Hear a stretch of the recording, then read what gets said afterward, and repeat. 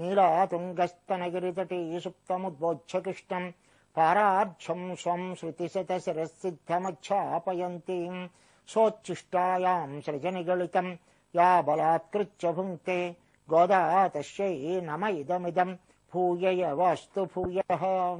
13వ పాశురంలో ఉన్నటువంటి అర్థ విశేషాలని తెలుసుకునే ప్రయత్నం చేద్దాం. ఈరోజు మనం వరుసగా శ్రవణం చేశాం. ఆ శ్రవణం వల్ల కలిగినటువంటి ఫలితాన్ని మనం చూశాం. ఇంకా 4 రకాలైనటువంటి స్థితప్రజ్ఞావస్థలో ఉన్నవారిని మనం చూశాం. వశీకారావస్థ, ఏకేంద్రియావస్థ, వ్యతిరేకావస్థ, యతమానావస్థ అనేటటువంటి 4 పిల్లల్ని లేపాం నిన్న. ఆ స్థితిలో ఉన్నవారిని ఇవాళ నుంచి 2 రోజులు మనకి భగవంతుణ్ణి పొందాలి అంటే విద్యలు అని చెప్పి ఛాందోగ్య ఉపనిషత్తులో కొన్ని 32 విద్యల్ని చెప్పారు. ఆ విద్యలలో ఒక 2 విద్యలని పాటిస్తున్నటువంటి అంటే ఆ స్థితిలో ఉన్నటువంటి పిల్లల్ని ఈ రోజు నిద్రలేపుతున్నారట. అందులో ఇవాళది అంతరాదిత్య విద్య అంటారు. కనుక అలాంటి ఒక విద్య దానిలో ఉన్నటువంటి పిల్లని ఈ రోజు నిద్రలేపుతున్నారు. ఇక్కడ నిన్నను పాశురంలో మనం రాముని యొక్క నామ సంకీర్తనం చేశాం. ఆయన హృదయానికి ఆనందం కలిగించేవాడు అని చెప్పుకున్నాం. చెప్పుకోగానే కొందరు పిల్లలు తప్పుది, మనం కృష్ణుడి కాలంలో ఉన్నాము, ఈ కృష్ణుడి కాలంలో ఉన్నటువంటి మనము రామచంద్ర ప్రభువుని అలా అనడం తప్పు కదా, రామచంద్ర ప్రభువు గొప్పవాడు, కృష్ణ పరమాత్మ గొప్పవాడు, కృష్ణ పరమాత్మే గొప్పవాడు అన్నారు వీరు. అంటే వారు 2 పక్షాలుగా విడిపోయినారు. ఇద్దరు విడిపోయి కొందరేమో రాముడు అంటే కొందరేమో కృష్ణుడు గొప్పవాడు అన్నారు. ఈయనే స్త్రీల యొక్క హృదయాన్ని ఆనందింపచేసేవాడు అంటే ఈయనే స్త్రీల యొక్క హృదయాన్ని ఆనందింపచేసేవాడు అన్నారు. అనగానే రాముడి పక్షం వాళ్ళు చెప్పారట, ఆ రామచంద్ర ప్రభువు సీతమ్మ కోసమని ఎంత శ్రమ పడ్డాడో చూసావా అన్నారు. అంటే వీరన్నారు కృష్ణ పరమాత్మల గురించి, ఈ కృష్ణుడి యొక్క సౌలభ్యం రాముడికి ఎక్కడుందమ్మా, ఈయనలాగు మనతో కలిసి చట్టపట్టాలు వేసుకుని ఆడేవాడా రాముడు, ఆయన యొక్క చక్రవర్తి కుమారుడు కదా, ఆయన ఎప్పుడూ దూరంగా ఉండేవాడే తప్ప మన వాళ్ళలాగా కలిసి మెలిసి ఉండేటటువంటి తత్వం ఆయనకి లేదు కదా అన్నారు వీరు. ఇలా ఒక పెద్ద వాగ్వివాదం జరిగిందట ఇద్దరికి మధ్యలో. జరిగితే ఎవరు హృదయానికి ఆనందం కలిగించేవాడు అని ప్రశ్న వేసుకొని, రాముడే ఆనందాన్ని కలిగిస్తాడని కొందరంటే, లేదయ్యా కృష్ణుడే ఆనందాన్ని కలిగిస్తాడు. ఇంచేత ఆయన నీల మేఘశ్యామమైనటువంటి ఆ మూర్తిని కాని చూస్తే పశువులు కూడా మేత మరిచిపోయి ఆయన వైపే అలా చూస్తూ ఉండిపోయినాయి. ఆయన అరణ్యంలోంచి కాని వెళుతూ ఉంటే మొత్తం అందరూ కూడా ఆయన మీదే అలా దృష్టి పెట్టి ఉండిపోయేవారు తప్ప మరొకటి లేదు. అంత అందమైన వాడు, సౌందర్యమైన వాడు మనవాడు. ఇంకా ఆ స్త్రీల యొక్క మనోభావాలు దెబ్బ తినకుండా ఉండాలనే తన ఆ చాణూర ముష్టికుల్ని సంహరించి కంసుడిని సంహరించాడే, అంత గొప్పతనం కలిగినటువంటి కృష్ణుడు ఉండగా రాముణ్ణి కీర్తనం చేయడం ఏమిటి, చెయ్యకూడదు అన్నారట వీరు. ఇలా అవుతూ ఉంటే ఒక ఆమె పెద్ద ఆమె తెలిసిన ఆమె చెప్పిందిట, అమ్మా నారాయణుడు పరతత్వము పరమాత్మ ఆ పరమపదంలో వేయించేసి ఉన్న వాసుదేవుడున్నాడే, ఆయనే వ్యూహములుగా ఆయనే రామకృష్ణాద్య అవతారములుగా వేయించేశాడు. కనుక రాముడు వేరు కృష్ణుడు వేరు అని అనుకోకూడదు, ఇద్దరూ ఒకటే అని వారిని సవరస పెట్టారు. చెప్పి యశోద చెప్పినటువంటి ఒక మాట, కృష్ణ పరమాత్మను ఉయ్యాలలో పెట్టుకొని పడుక్కోపెట్టి ఉయ్యాలు ఊపుతోందట.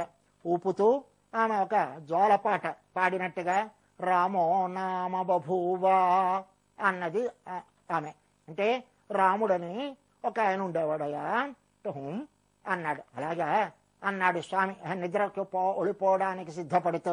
ఆమె వెంటనే ఏమందట, తదబల సీతేతి, ఆయన భార్య సీత అని పేరు కలిగినది అన్నాడు. మళ్ళీ ఈయన అలాగా అన్నాడు.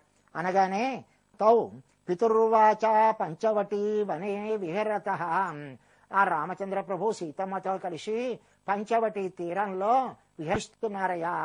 ఎందుకలా వెళ్ళారు పంచవటికి? తో పితుర్వాచ, తండ్రి గారి యొక్క ఆజ్ఞ ప్రకారం అన్నారు.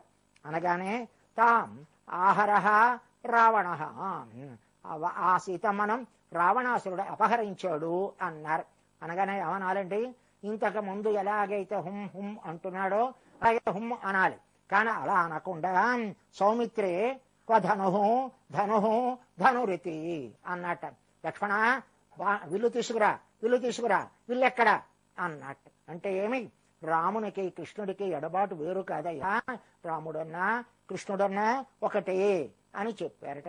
కనుక ఇలాంటి రాముడికి కృష్ణుడికి వేరుపాటు కాదని వారికి తెలియచేసి, సరే అయితే అందరం కలిసి రాముణ్ణి కృష్ణుణ్ణి, కానీ మనం వేపల్లిలో ఉన్నాం కనుక కృష్ణుడి యొక్క వృత్తాంతాన్ని చరితాలని రాముడి యొక్క చరితాలని కలిసి పాడుకుందాం అని పాడుతున్నారట. ఈ రోజు పాశురంలో పాడుతూ ఈ రోజు ఒక పిల్ల నేత్ర సౌందర్యం పరిపూర్ణముగా కలిగినటువంటి ఒక పిల్లని నిద్రలేపుతున్నారు. ఈ నేత్ర సౌందర్యం అంటే నేత్రము అనగానే జ్ఞానము అనర్థం.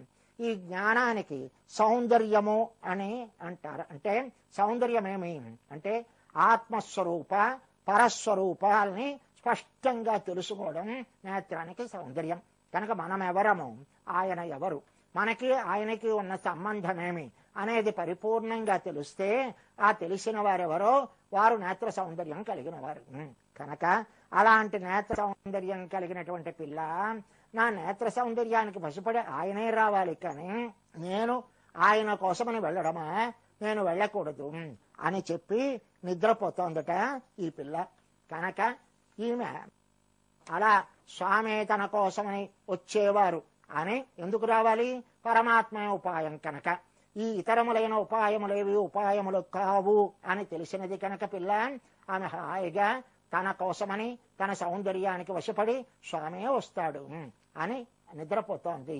అలాంటి పిల్ల నిద్రలేపుతున్నట్ట ఈరోజు. పుల్లిన్వాయ్ కీండానై పొళ్ళా అరక్కనై கிள்ளி கலந்தானை கீர்த்திமை பாடிப்போய் பிள்ளைகள் எல்லாரும் பாவை களம்புக்கோர் வெள்ளி எழுந்து வியாழமுறங்கித்து புள்ளும் சிலம்பினகான் போதறிக் கண்ணினாய் குள்ள குளிரக் குடைந்து நீராடாதே பள்ளி கிடத்தியோ பாவாய் நீ நன்னாளால் கள்ளம் தவிர்ந்து కళందు ఏలోరంబావాయ్ అన్నారు. పుల్లిన్వాయ్ కీండానై అంటే ఆ కొంగ, ఆ బకాసురుని యొక్క నోటిని చీల్చినవాడు అంటే కృష్ణుని యొక్క, పొల్లా అరక్కనై దుష్టుడైనటువంటి ఆ రాక్షసుణ్ణి తలల్ని గిల్లి పారేసినవాడు అయినటువంటి ఆ రాముని యొక్క వాటిని కీర్తిమై వాళ్ళ యొక్క కీర్తిని పాడిపోయి, ఆ పాడి అంటే ఆ అందరూ కూడా ఆ రాముని యొక్క కీర్తిని ఈ పిల్లలందరూ కూడా పిల్లలు ఎల్లారు అందరూ కూడా పావైకు అంటే ఆ కాలక్షేప కూటానికి పుక్కారు ప్రవేశించారు. అంటే అందరూ కూడా ఆ కాలక్షేప కూటానికి చేరేరమ్మా అంటున్నారు. అనగానే ఆయన యొక్క కీర్తిని పాడేట. అలా పాడుకుంటూ ఎవరి కీర్తిని, కృష్ణ పరమాత్మ యొక్క కీర్తిని, రామచంద్ర ప్రభు యొక్క కీర్తిని రెండింటినీ కూడా తలుచుకుంటూ అలాగ అందరూ కలిసి ఈ పిల్లలందరూ ఆ కాలక్షేప కూటానికి చేరారు. చేరి అని అంటే తెల్లారిందా అని అడిగింది లోపలి పిల్ల. వెళ్ళి యశందు వ్యాజ ఉరంగిత్ అంటే శుక్రుడు ఉదయిస్తున్నాడు, గురుడు అస్తమిస్తున్నాడు. అంటే నక్షత్రాలని బట్టి సమయాన్ని చెప్పుకోవడం అనేది మనకి సాధారణంగా ఆ పల్లెటూళ్లలో అలవాటు కనుక అక్కడ పూర్వపు రోజుల్లో కనుక ఆ శుక్రుడిని బట్టి వీళ్ళకి తెలిసి కాదు, అలా శుక్రుడు ఈ సమయానికి ఉదయిస్తాడు, ఈ సమయానికి గురుడు అస్తమిస్తాడు అని ఆ నక్షత్రాలని బట్టి చెప్తున్నారట. చెప్పి శుక్రుడు ఉదయిస్తున్నాడమ్మా, గురుడు అస్తమిస్తున్నాడు అన్నారు. అని పుళ్ళుం శిలంబినగాన్ పక్షులు కూడా కూస్తున్నాయమ్మా అని పోదు అరి కణినాయ్ అంటే మంచి ఆమె యొక్క నేత్రాలను వర్ణిస్తున్నారు.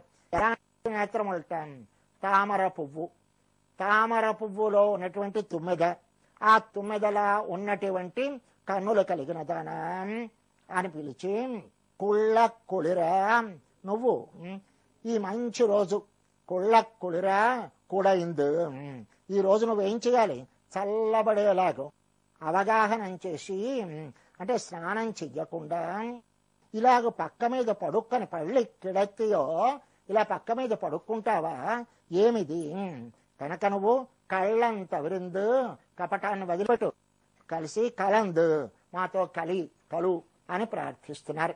ఏమిందులో ఒక నేత్ర సౌందర్యం కలిగినటువంటి పిల్లని నిద్రలేపుతున్నారు. ఏమీ నేత్ర సౌందర్యము అన్నదాన్ని తర్వాత చూద్దాం. ముందర ఇలాంటి అందమైన పిల్ల, ఈ అందానికి వశపడి కృష్ణ పరమాత్మ ఆమె కోసమని అందరూ పడే పాటలు పడి ఆమెను పొందడానికి ప్రయత్నం చేస్తాట. అలా నిశ్చింతగా ఉన్నటువంటి పిల్లని లేపుతున్నారు. ఈ వీళ్ళందరూ ఉన్నవారందరూ కూడా గోపబాలికలందరూ వెళ్ళారు. ఎక్కడికి వెళ్ళారు? కాలక్షేప కూటానికి వెళ్ళారు. ఏం తలుస్తూ వెళ్ళారు? పుల్లిన్వాయ్ కీండానై పొల్లాయ్ అరక్కనై.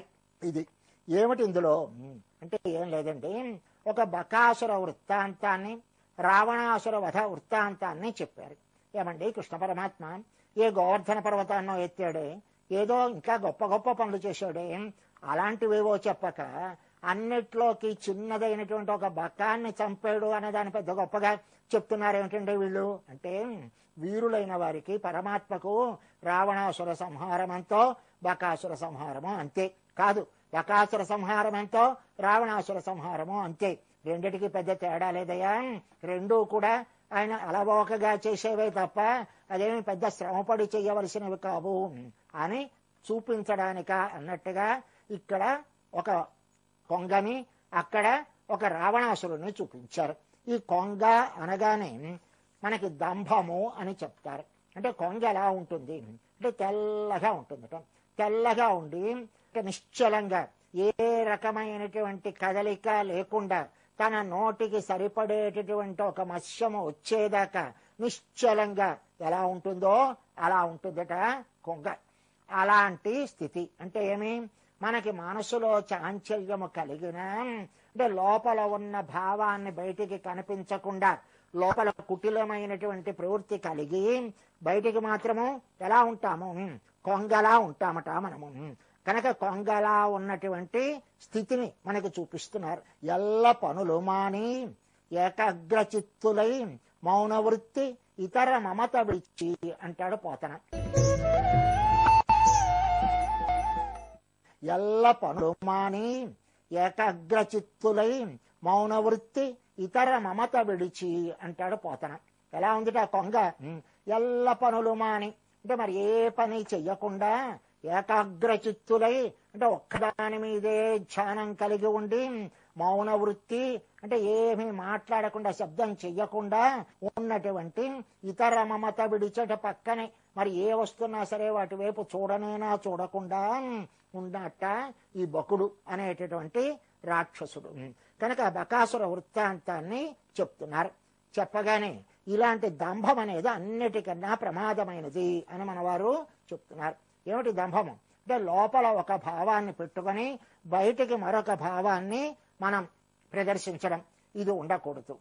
దీనికి మనకి యతిరాజ వింశతిలో వారు చెప్తారు, ఆయన రామానుజాన్ తత్పాదభక్త ఇవ శిష్టజనౌఘ మధ్యే అంటే నీ శిష్టులు అంటే భక్తులైన వారి మధ్యలో నేను ఎలా సంచరిస్తున్నానో తెలుసునా?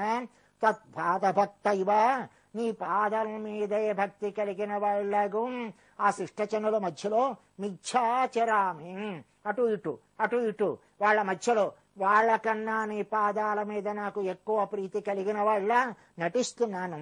ఇది రాజా తతోస్మి మూర్ఖ అంటారు. కనుక నేను మూర్ఖుణ్ణి అన్నారు. కనుక అలాంటి ఒక కొంగ అంటే మనము లోపల ఉన్న భావాన్ని బయటికి వ్యక్తీకరించకుండా లోపలే దాన్ని దాచి ఉంచుకొని మనం మంచివారిగా ప్రదర్శించేలా మరొక భావాన్ని ముఖంలో వ్యక్తం చేయగలిగినటువంటి స్థితి కలిగిన వాళ్ళ మనము.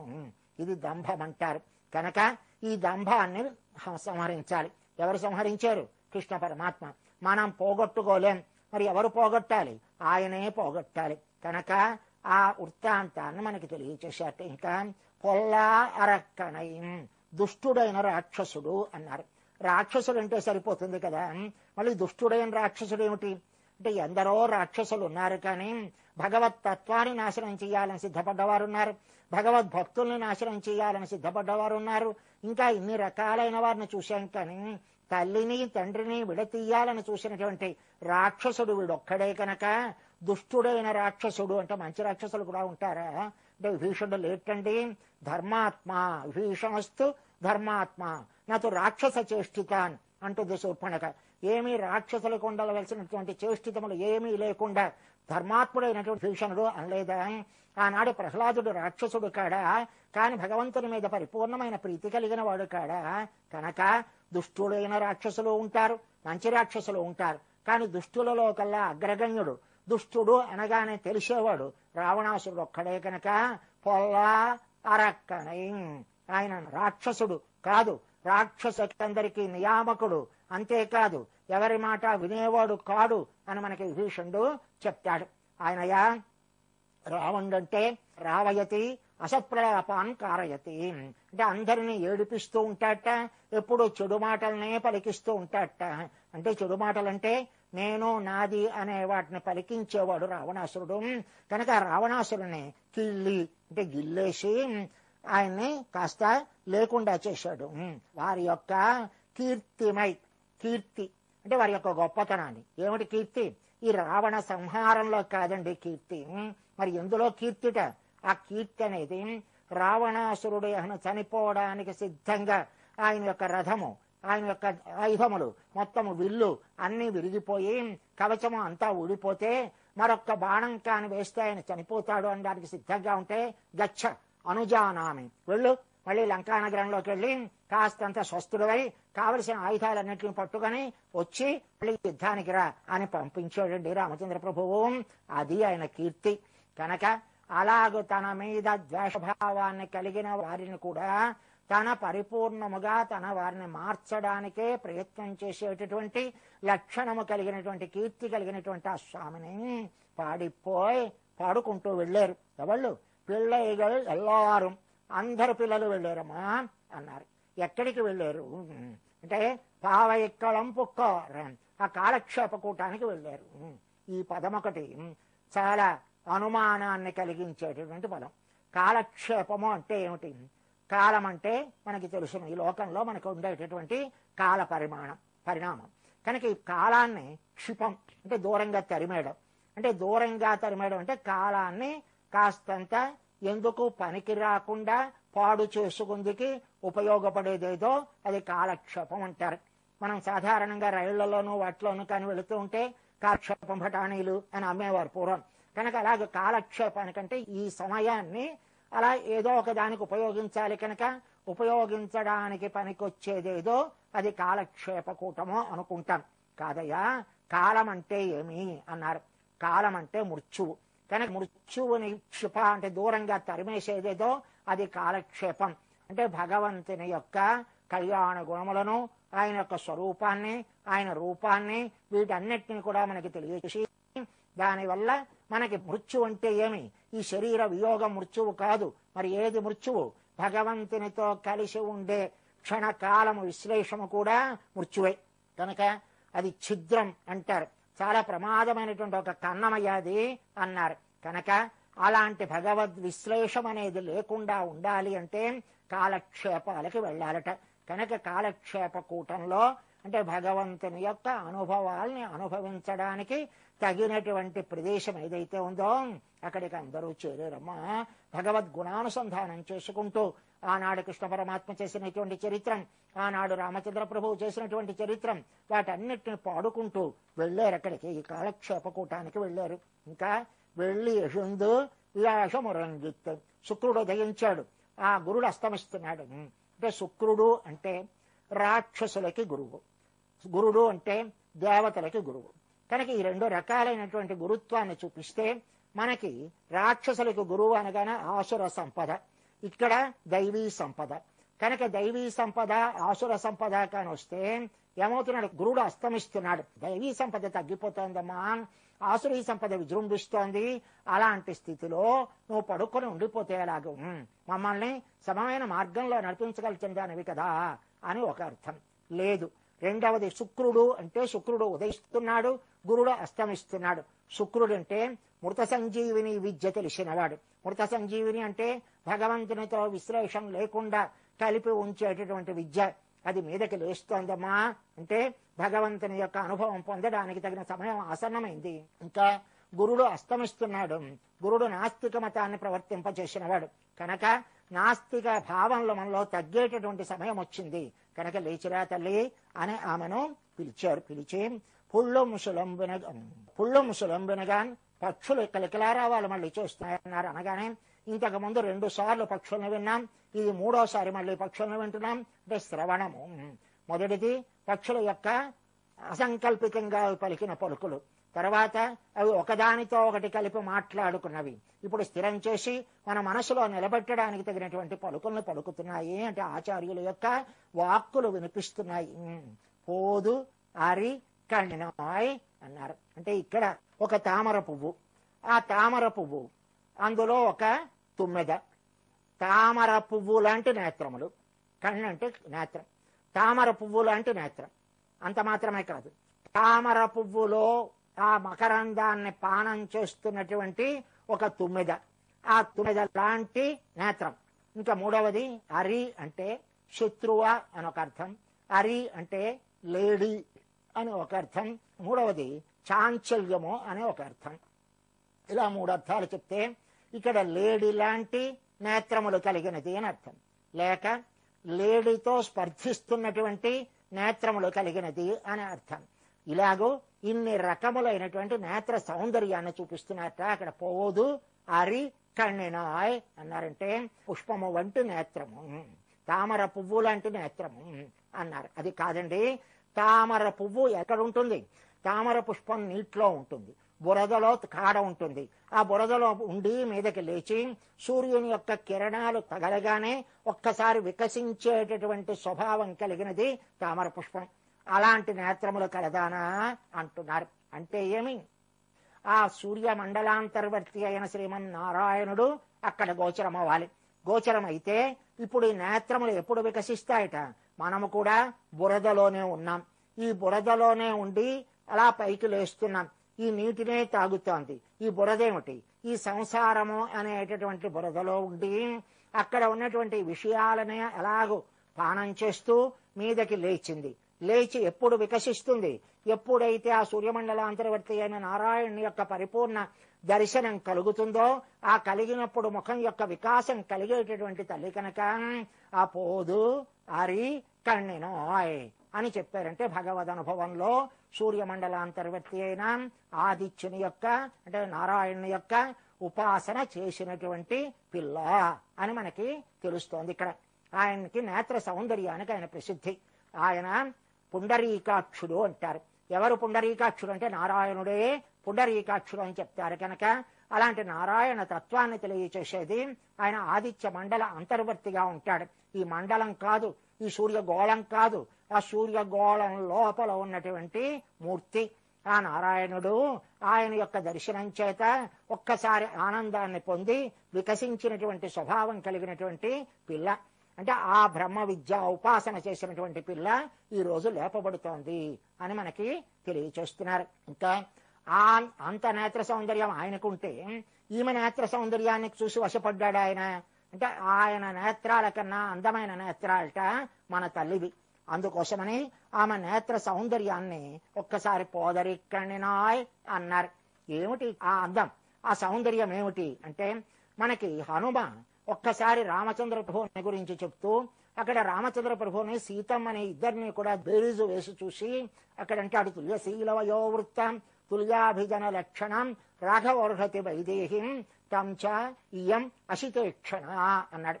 మిగతావన్నీ సమానంగా ఉన్నాయండి, కానీ మా తల్లి అశితేక్షణ అంటే నల్లటి చూపులు కలిగిన తల్లి అన్నారు. కనుక అలాంటి నల్లటి చూపులు, ఎప్పుడూ దయతో కూడిన చూపులు తప్ప మరొక రకమైనటువంటి చూపులు లేనటువంటి, ఎప్పుడూ కళ్లలో ఎరుపుతనము లేనటువంటి తల్లి మా తల్లి. అలాంటి నేత్ర సౌందర్యం కలిగినటువంటి పిల్లని ఇక్కడ చూపిస్తున్నారు. చూపించి ఇవాళ ఇలా స్వామిని చేరాలంటే మనం చల్లబడాలి కదా, ఆ నీటిలో మనం స్నానం చేయాలి కదా. కనుక తల్లి నువ్వు లేచిరా, కళ్ళం తవిరిందు కపటాన్ని వదిలిపెట్టే, నువ్వు లోపల స్వామితో కూడా అనుభవంలో మునిగి ఉన్నావని మాకు తెలుసును. స్వామికి ఎక్కడ విచ్ఛేదం కలుగుతుందో ఆ అనుభవానికనే భయంతో నీ కళ్ళు చాంచల్యాన్ని పొందేయని మాకు తెలుసును. పరిపూర్ణమైన సౌందర్యం కలిగింది. ఆ సూర్యమండలాంతర్వర్తి నారాయణ ఉపాసన చేసిన దానివని మాకు తెలుసును. ఆయనతో కూడి ఉన్నావని మాకు తెలుసును. ఆ కపటాన్ని వదిలిపెట్టి బయటికి రా తల్లి అని ప్రార్థిస్తున్నారట. ఈరోజు పాశురంలో స్వస్తి.